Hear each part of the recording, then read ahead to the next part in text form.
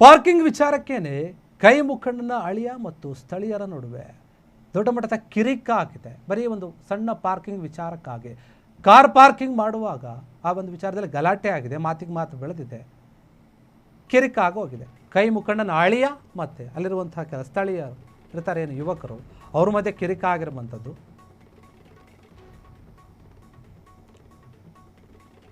ವಿದ್ಯಾರಣ್ಯಪುರ ದುರ್ಗಾ ಪರಮೇಶ್ವರಿ ದೇಗುಲ ಏನಿದೆ ಅದರ ಮುಂದೆ ನಡೆದಂತಹ ಒಂದು ಗಲಭೆ ಇದು.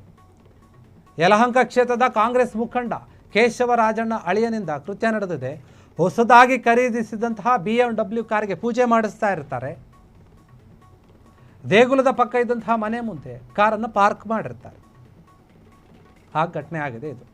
ಮನೆ ಮುಂದೆ ಕಾರು ನಿಲ್ಲಿಸಬೇಡಿ ಅಂತ ಮನೆಯವರು ಮನವಿ ಕೂಡ ಮಾಡಿರ್ತಾರೆ, ಬೇರೆ ಕಡೆ ನಿಲ್ಲಿಸಿ ಅಂತ. ಇದೇ ವಿಚಾರಕ್ಕೆ ಮಾತುಕತೆ ನಡೆಯುತ್ತೆ, ಅದು ಗಲಾಟೆಯಾಗಿ ತಿರುಗುತ್ತೆ.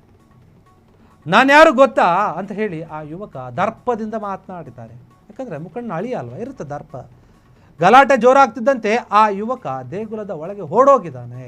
ಆ ಬಳಿಕ ದೇಗುಲದ ಒಳಗೂ ಕೂಡ ವಾಗ್ವಾದ ನಡೆದಿದೆ. ಆ ಸಮಯದಲ್ಲಿ ನೋಡಿ, ಅಳಿಯನ ಸಹಚರ ಏನಿದ್ದಾರೆ, ಮನೆ ಮಾಲೀಕ ಶ್ರೀನಾಥ್ ಮತ್ತು ಕುಟುಂಬಸ್ಥರ ಮೇಲೆ ಹಲ್ಲೆ ಕೂಡ ಮಾಡಿದ್ದಾರೆ. ಈ ಸಂಬಂಧ ರಾಜಣ್ಣ ಕಡೆಯ 3 ಬಂಧನ ಕೂಡ ಆಗಿದೆ. ವಿದ್ಯಾರಣ್ಯಪುರ ಪೊಲೀಸರೇನಿದ್ದಾರೆ ಅವರು ಪ್ರಕರಣವನ್ನು ದಾಖಲಿಸಿಕೊಂಡಿದ್ದಾರೆ, ತನಿಖೆ ಮಾಡ್ತಾ ಇದ್ದಾರೆ. ಎಲ್ಲರಿಗೂ ಕೂಡ ನೋಟಿಸ್ ಕೊಟ್ಟಿದ್ದಾರೆ, ಎಚ್ಚರಿಕೆಯನ್ನು ಕೂಡ ಕೊಟ್ಟಿದ್ದಾರೆ, ನೀವು ಮಾಡಬೇಡಿ ಇನ್ನೊಂದ್ಸಲ ಅಂತ. ಬರೀ ಪಾರ್ಕಿಂಗ್ ವಿಚಾರವಾಗಿ ಅಷ್ಟೇ, ಬೇರೆ ಏನೂ ಇಲ್ಲ. ಕೈ ಮುಖಂಡನ ಅಳಿಯ ದರ್ಪ ಇರುತ್ತೆ, ಮತ್ತು ಅಲ್ಲಿನ ಸ್ಥಳೀಯರು ಪೂಜೆ ಮಾಡ್ಸೋಕೆ ಹೋಗಿದ್ದಾನೆ BMW ಕಾರ್ ತಗೊಂಡು. ವಿದ್ಯಾರಣ್ಯಪುರ ದುರ್ಗಾ ಪರಮೇಶ್ವರಿ ದೇವಸ್ಥಾನ ಏನಿದೆ ಅಲ್ಲಿ ಹೋಗಿ ನಿಲ್ಲಿಸಿದ್ದಾನೆ. ಅವರು ನಮ್ಮ ಮನೆ ಮುಂದೆ ನಿಲ್ಲಿಸಬೇಡಿ, ಬೇರೆ ಕಡೆ ನಿಲ್ಲಿಸಿ ಅಂತ ಹೇಳಿದ್ದಾರೆ. ಯಲಹಂಕ ಕ್ಷೇತ್ರದ ಕಾಂಗ್ರೆಸ್ ಮುಖಂಡ ಕೇಶವರಾಜಣ್ಣ ಏನಿದ್ದಾರೆ ಅವ್ರ ಅಳಿಯ. ದುಡ್ಡಿರುತ್ತೆ, BMW ಕಾರ್ ತೊಗೊಂಡಿದ್ದಾರೆ, ದೇವಸ್ಥಾನಕ್ಕೆ ಹೋಗಿ ಪೂಜೆ ಮಾಡಿಸ್ಬೇಕಂತ ಹೋಗಿ ಪೂಜೆ ಮಾಡಿಸ್ತಾ ಇದ್ದಾರೆ. ದೇವಸ್ಥಾನದ ಪಕ್ಕದಲ್ಲಿ ಒಂದು ಮನೆ ಇದೆ, ಆ ಮನೆ ಮುಂದೆ ಹೋಗಿ ಕಾರ್ ನಿಲ್ಲಿಸಿದ್ದಾನೆ, ಪೂಜೆ ಮಾಡಿಸ್ತಾ ಇರ್ತಾನೆ. ಅವ್ರ ಮನೆಯವ್ರು ಹೇಳಿದ್ರೆ ನಮ್ಗೆ ಅಡ್ಡ ಆಗುತ್ತೆ, ಇಲ್ಲಿ ನಿಲ್ಲಿಸ್ಬೇಡಿ, ಬೇರೆ ಕಡೆ ನಿಲ್ಲಿಸಿ ಅಂತ. ಅದು ಹೇಳಿದಾಗ ನಮಗೆ ಬೇರೆ ಕಡೆ ನಿಲ್ಲಿಸಿ ಅಂತೀರಾ, ನಿಲ್ಲಿಸ್ಬೇಡಿ ಅಂತೀರಾ ನೀವು, ನಾನು ಯಾರು ಗೊತ್ತಾ, ಹಾಗೆ ಹಿಂಗೆ ಅಂತ ಮಾತು ಬಂದಿದೆ. ಬಂದಾಗ ನೀನು ಯಾರಾದರೂ ನಮಗೇನು, ನಮ್ಮ ಮನೆ ಮುಂದೆ ಇದ್ದ ಗಾಡಿ ತೆಗಿ ಫಸ್ಟ್ ನೀನು ಅಂತ ಹೇಳಿರ್ತಾರೆ ಅವರು. ಇದಕ್ಕೆ ಕೋಪ ಮಾಡ್ಕೊಂಡು ಇಬ್ಬರು ಮಧ್ಯೆ ಜಗಳ ಆಗಿದೆ.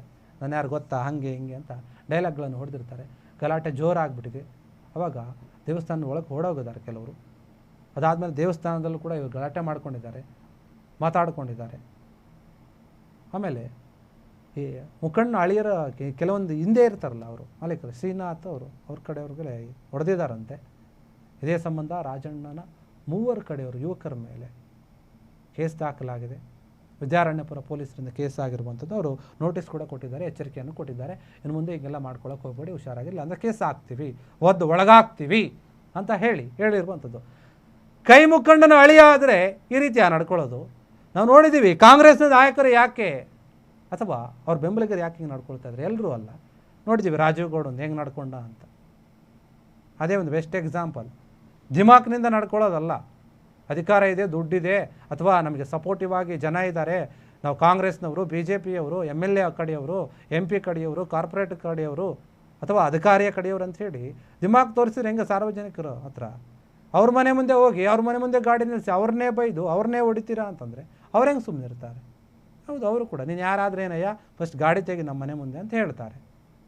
ನಾನು ಯಾರು ಗೊತ್ತಾ, ಹಾಗೆ ಹಿಂಗೆ ಅಂತ ಮಾತಾಡಿದ್ರೆ ಯಾರು ಸುಮ್ಮನೆ ಇರ್ತಾರೆ? ಪೊಲೀಸರು ವಾರ್ನಿಂಗ್ ಕೊಟ್ಟಿದ್ದಾರಂತೆ, ಸುಮ್ಮನೆ ಇದ್ಬಿಡಿ, ಇಲ್ಲಾಂದ್ರೆ ಬೇರೆ ರೀತಿ ನಾವು ಹ್ಯಾಂಡಲ್ ಮಾಡ್ತೀವಿ ಅಂತ. ಕ್ಷಣ ಕ್ಷಣದ ಸುದ್ದಿಗಳಿಗಾಗಿ ಫ್ರೀಡಂ ಟಿವಿ ಸಬ್ಸ್ಕ್ರೈಬ್ ಮಾಡಿ, ಲೈಕ್ ಮಾಡಿ ಹಾಗೂ ಫಾಲೋ ಮಾಡಿ. ಹೊಸ ಸುದ್ದಿಗಳ ನೋಟಿಫಿಕೇಶನ್ಗಾಗಿ ಬೆಲ್ ಐಕಾನ್ ಮೇಲೆ ಕ್ಲಿಕ್ ಮಾಡಿ.